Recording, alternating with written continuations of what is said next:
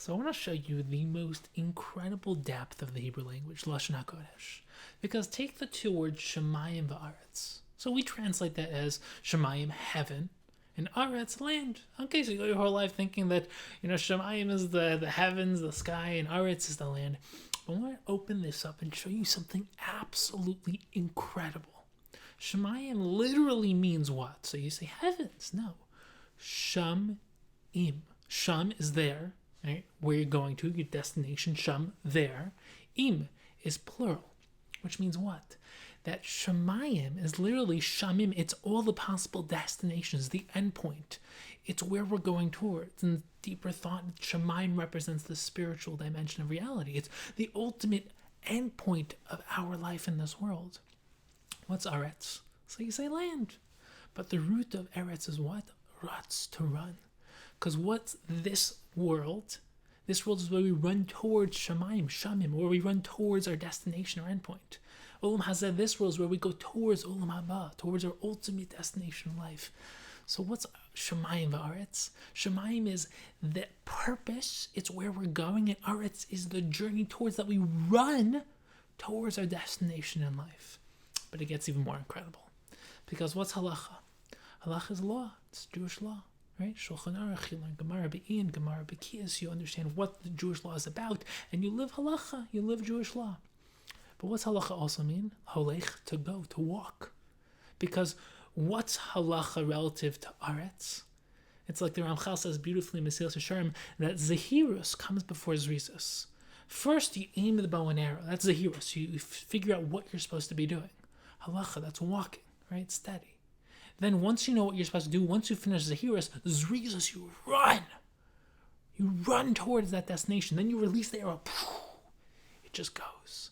Halacha, what are we in this world for? How do I live HaKadosh Baruch Hu's Ratzon? How do I live Hashem's will? Once I know that, Ratz.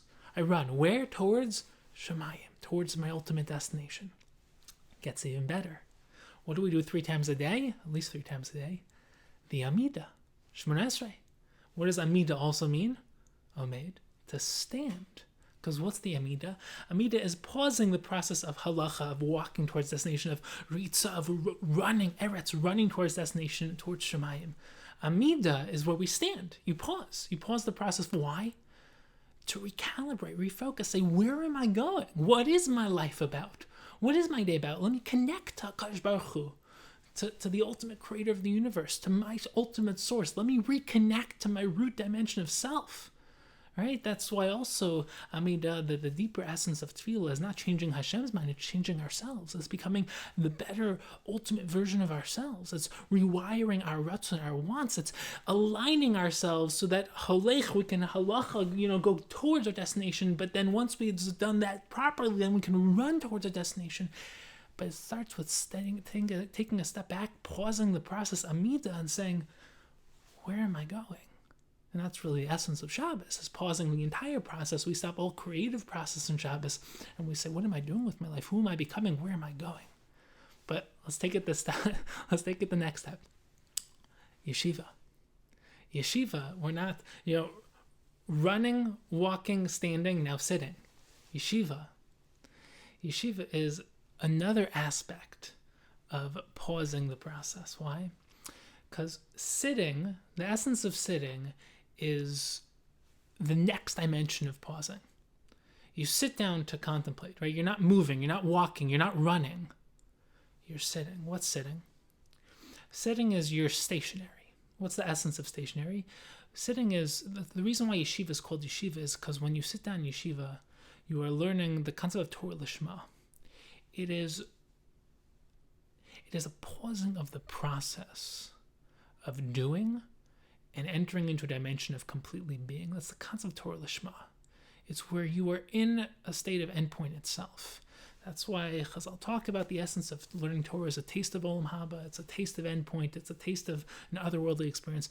But the ultimate goal is not to just sit and learn, but we talked about this, it's to live Torah. So that the learning transforms you. So that you are able to then stand up and transform and transition that into your Amidah, into your Tefillah. And then you're able to transition that into your halacha and how you walk through life. And ultimately, that'll help you get focused so you can Eretz, to run towards your destination. But it's, Lumud Amanas Lasos. It's you learn to not just do, but to transform yourself, to become Torah, to live Torah, to think about Torah, to breathe Torah, to just everything you do is filtered through the lens of Avodas Hashem, of living a Torah life. Right? So we've gone through from running to walking to standing to sitting, but there's one last step. And that's when you lie down. Shochev. What's the essence of lying down? What's the essence of lying down at night when you go to sleep? Lying down at night is the ultimate transition of giving up your ego. Because what happens when you go to sleep? It's the cutest thing. My little Yosef, my little newborn baby boy, he doesn't like going to sleep. No one likes going to sleep. Why don't we like going to sleep? No, trust me, some people do like going to sleep. But naturally we have this resistance to going to sleep. Why?